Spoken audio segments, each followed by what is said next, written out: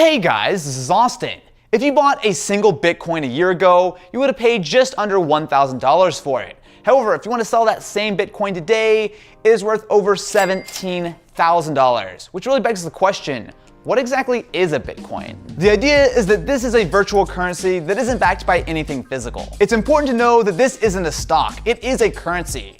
Now mind you, it's a little bit different than something like a US dollar or a euro or the yen, which are all backed by specific countries, but the same idea still applies here. And the main reason why Bitcoin is skyrocketing in value is because everyone wants to get their hands on them. So how does this all actually work?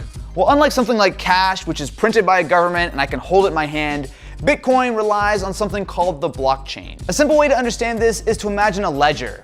Every time anyone buys or sells anything related to Bitcoin, it is recorded in this ledger called the blockchain, and then it is copied hundreds and thousands of times every single hour across multiple computers to make sure that everyone is on the exact same page. What makes this interesting is the idea that because it is copied across all of these different computers and because it all is public, before I say, want to go buy a Bitcoin from Ken, or before he tries to sell me a pizza for a whole Bitcoin because he's greedy and wants to sell me a $17,000 pizza, I can actually see exactly how many Bitcoin are in his specific wallet and vice versa. It is all totally public. So say I want to buy that incredibly expensive and yet hopefully delicious pizza from Ken for a single Bitcoin.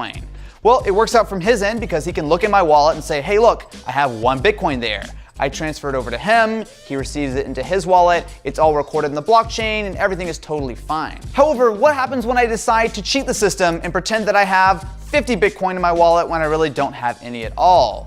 Well, the blockchain actually does a really good job of protecting against this. Because that ledger and that list of transactions is copied across so many computers, is updated multiple times per hour, the idea that I can just say, hey, I have 50 Bitcoin and try to tell Ken that, he can check, and unless I can access all of the thousands of computers every few minutes and change those numbers, which is not remotely practical, Ken is still going to be able to know that instead of my 50 Bitcoins, I have 0.001 Bitcoin. Because that blockchain has to be double and triple and quadruple checked by computers all around the world, you can actually set your own computer up to help mine Bitcoin.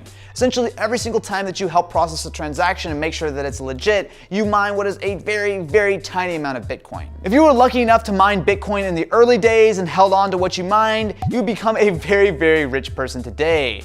However, in 2017, if you want to set up a Bitcoin mining system, it really doesn't make a lot of sense. Bitcoin mining used to work best on PC graphics cards, which while originally meant for gaming, can actually do this kind of stuff fairly well. However, nowadays, ASICs have completely destroyed that market. An ASIC is essentially a small computer that its sole purpose in life is to mine Bitcoin. And when it does it a lot faster than your actual computer, which makes it totally obsolete. If you're interested, I did an entire video on crypto mining a few months back. Now, even though it's not profitable to mine Bitcoin anymore, there are other types of cryptocurrencies that you can actually make some money on if you have a pretty decent PC, and then trade those into Bitcoin. So if you guys want more information on that, you can check it out right here. By far the easiest way of getting your hands on Bitcoin is to simply buy them. But this is where I have to be very, very clear.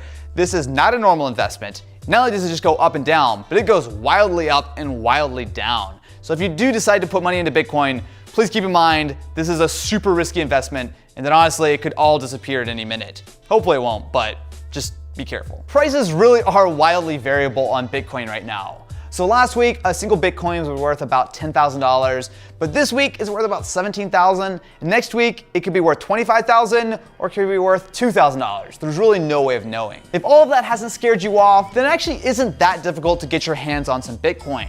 So the first thing you're going to need is a wallet to actually store them in. There are a lot of different ways of getting yourself a wallet. So on the very secure side, you can get a hardware wallet that is going to be fully offline, but for most people, the easiest way is to create an account at an exchange such as Coinbase. The advantage with Coinbase is that not only do they give you a wallet to store it in, but you can also purchase Bitcoin from them, as well as some other cryptocurrencies such as Litecoin and Ethereum, which are the other two major ones right now. All right, so after this long and arduous journey, we finally have our Bitcoin.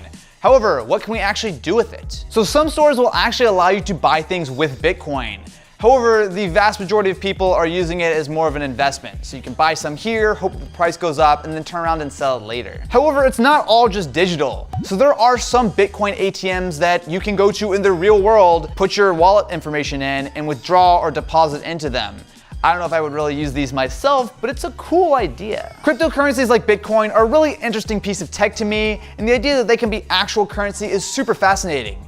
However, how can it all go wrong? The big one is absolutely price. Well, yes, Bitcoin has skyrocketed in value this year. There's no guarantee that is going to continue in the future. And if you're not okay with a really risky thing like that, then Bitcoin is probably not for you. Even though the blockchain is secure, there's nothing stopping someone from being able to steal your own personal Bitcoin using your wallet. So just like if someone grabs your real world wallet and pulls the cash out of it, if someone has access to your Bitcoin wallet, they can absolutely pull your Bitcoin out of it. And this actually happened to me a few weeks ago.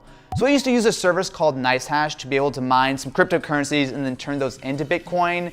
And as I was in the middle of mining, they were hacked and all of the Bitcoin were stolen, mine included. So, like anything, if you have your entire life savings under your bed, probably a bad idea. And if you keep all of your Bitcoin in one place, an equally bad idea. Hopefully you guys found this video useful and maybe learned a thing or two. If you want to know more about the mining side of cryptocurrencies, you can check out my video over here.